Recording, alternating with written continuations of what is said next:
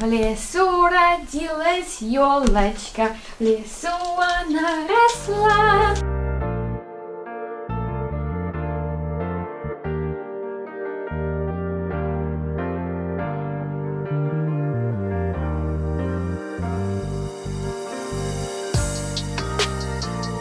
Hello and welcome to my channel. I'm Alina Ghost, and if you're new here, I am a bilingual mum who is teaching a 9-month-old both English and Russian.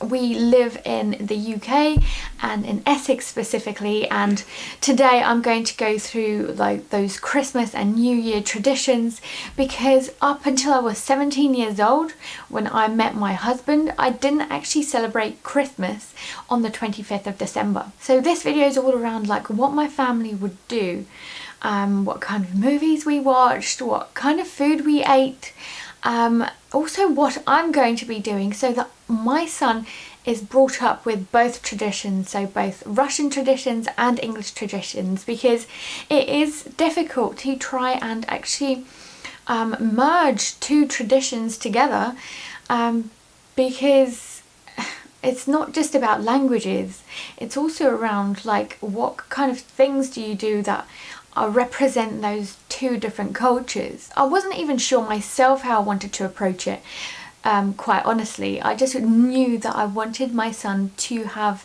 both in his life, because those are his family roots, which I think are so invaluable and important, and to me they're so nostalgic. They remind me of my nan so much, and obviously my parents too. So although I moved away from the country, from Russia, Moscow specifically, in case you're wondering, when I was 1, I still remember all of these things. I know the language, I know the traditions, because my family used to do those, and I think I want the same for my son. Before I start though, I'd love for you to support me in the content that I'm creating, so give me a thumbs up on the video, comment on the video and let me know what kind of traditions you're doing. Even if it's not another culture, I'd love to know. And obviously if you like what you see, I'd love for you to continue watching me, so subscribe and hit that bell button as well. Cool, so let's start. So what kind of things do we actually do? As a family, I remember that my parents would always have to have a huge table full of amazing Russian food. So what kind of food was that? Mostly I remember and liked was actually like salads. So there's the Olivier salad, which is, it's like a twist on a potato salad with mayonnaise, and I think that one is definitely my favourite. So I would actually consciously like to make that more, and not just for New Year's, for my son, so that he gets to taste it and actually enjoy it as much as I did when I was little. There's also other salads, so like vinaigrette, which is more like a red salad, I'd call it. It's like beetroot, red cabbage. Sometimes you can use sauerkraut instead, and it's really delicious as well, really fresh. Then there's things like pierogi. So I would say that you can either have pierogi that are like with meat, but others that are with cabbage, both of which absolutely lovely and depends on like preference. I prefer meaty stuff, and my husband says that they look a lot like dumplings or pastries, which makes sense because they do actually, but they're not usually with cabbage, so I guess it's like a Russian twist on a pastry. I think it's actually very Slavic, and it's not just Russian. I think it's like Polish, Romanian, so like those Slovakian countries, which makes sense because it's all that side of the world, isn't it? What else do we have? Other things are like sorshki, there's olives, there's like just the usual things that you'd add to a table, which is like fresh salad, so like from cut cucumbers to tomatoes and things like that. But there's 2 other things that I haven't made, but I would have loved to show you. One of them is called холодец. So not a lot of people actually like this apart from Russians, and you have this with a lot of mustard as well. And it's basically like a meat layer with like fat on top. It doesn't sound great, and no, it's not as nice as you expect either, but it's a very traditional, very usual for a Russian family to have this during like those New Year's celebrations. And then the other thing I was going to mention is shuba, and I absolutely love this. It's like you use fish, and I believe it's herring fish, with like a lot of salad on top. So it's done in layers. So it's like a fish layer, then there's like a salad layer. Usually there's a lot of cabbage again. You can tell that Russians love cabbage. And then lots of mayonnaise as well. That's another thing. Anything with mayonnaise is very Russian to me. I can't actually live without mayonnaise either. My family know that I have mayonnaise with pretty much everything, from like roast dinners to, I don't know, like wraps and sandwiches and stuff. That's what we do during New Year celebrations. We'd come together as a family and eat lots of food. It's nothing unusual to like that whole Christmas day where everybody sits down for a meal as a family and has all that gorgeous food, but it's completely different food. Obviously we would have meat as well. It just depends on the family, in my opinion, or they just have those pierogi like we used to have with the salads. But essentially it's just about feasting and having a wonderful good time. The other thing that my family would do that's very typical of any Russian family, and that's watch movies. So now, like these days, we watch things like Home Alone, potentially Die Hard or Elf. As a Russian family, we'd watch very traditional movies that would come out early on in like the 1900s, for example. So it's really nostalgic for not only me, but also my parents. I remember my dad saying, after I told him that it reminds me of my nan a lot when she passed away, he said, yes, me too. It's actually really nostalgic because it was actually my nan's era. So it's like a whole 100 years ago that one of those movies was made. So the three movies that I remember that we would watch is Новогодняя ночь, Ирония любви, and С легким паром, I think. I think those are the three movies that I remember, but they're just so wonderful to watch. And as I keep saying, it just reminds me of my family so much. I love the language. I love the fact that I remember how my nan and my parents used to react to these movies. That is very comforting and very sentimental to me. So I would love for my son to actually feel the same way when he watches those movies with me, especially in the near future when he starts actually watching TV. The other thing we would watch is really bad TV, so it'll be like the run up to New Year's, so like that countdown to the midnight, there would be really bad concerts. So I really enjoyed the pop music, I really enjoyed the silly jokes and everything, but it's such a shame that I'm no longer invested, let's say, in like that Russian culture, so I wouldn't understand any of the jokes. Even if I had Russian TV, I probably wouldn't know who the celebrities are in those really bad concerts. I say they're really bad, they're probably just really cheesy, and they're not bad. They're only bad because me and my sister used to find it really boring when we were little. But at the end of the day, I actually still remember some of those songs, and I remember how we all came as a family to watch the TV, to watch that countdown to midnight.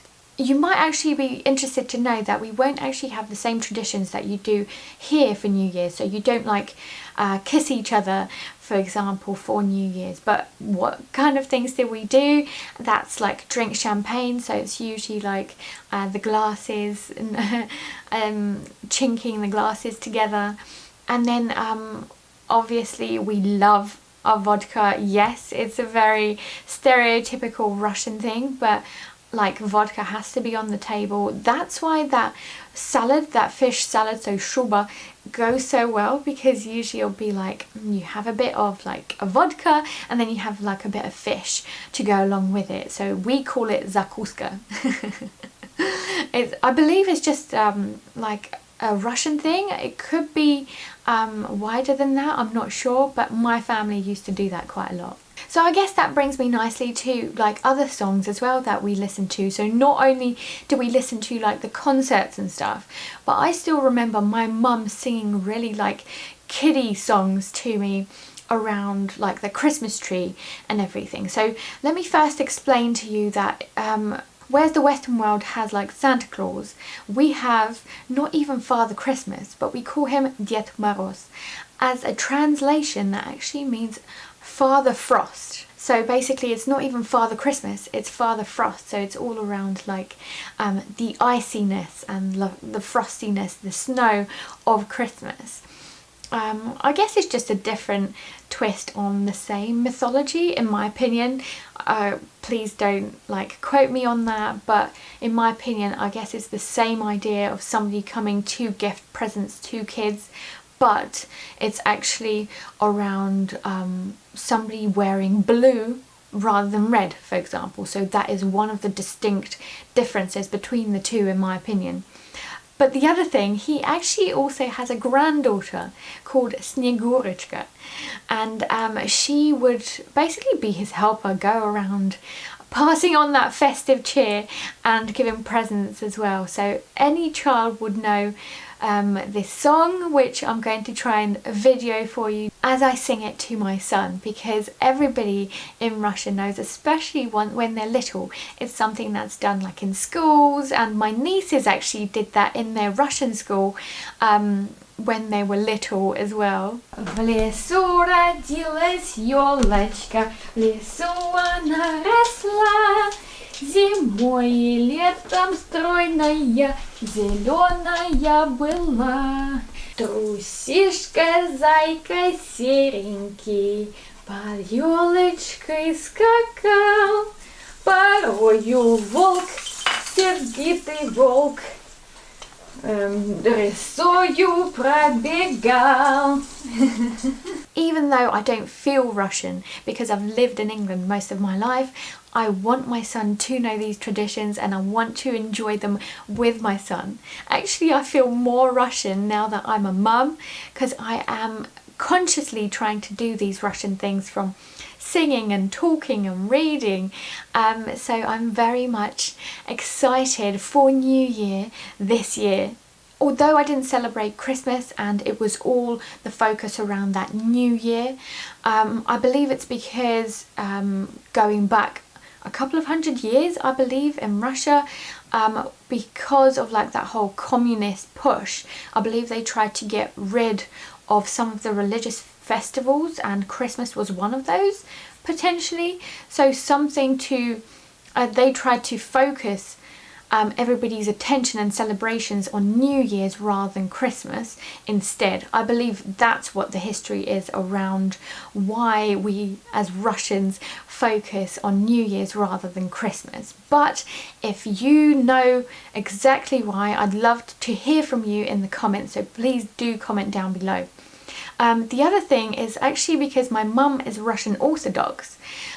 She celebrates Christmas on the 6th or the 7th of January, depending on the calendar, the old calendar, and that's why it's not the 25th of December, that it's in January, and therefore we would still keep our tree up, which actually reminds me, I believe as a family we didn't put our Christmas tree up, or rather New Year tree up, until like mid-December, if not even later.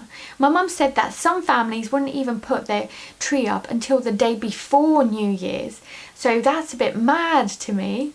But anyway, we would keep the tree up until after that new old Christmas, Russian Orthodox Christmas basically, which is the 6th or the 7th of January, which my mum celebrated a lot. And we would do a similar sort of thing with like more food. And actually, I think we would only get presents for New Year's and not the Christmas that my mum was celebrating. So that was a little bit of a ramble around like what we as a family would do to keep up those Russian traditions and those differences between New Year's and Christmas, especially as right now, because I have a British husband. We celebrate Christmas on the 25th of December, and I also want to mark and will be celebrating the New Year's as more of like a Russian thing. I know that there's so many cultures out there, so I'd love to find out what you actually do for Christmas and New Year's and how that's different to the Western world, especially in the UK. Thank you so much for watching this video. No matter where you are in the country and what kind of lockdown system you're in, I hope that you have each other and that you're keeping positive. Thanks so much for watching, and until next time.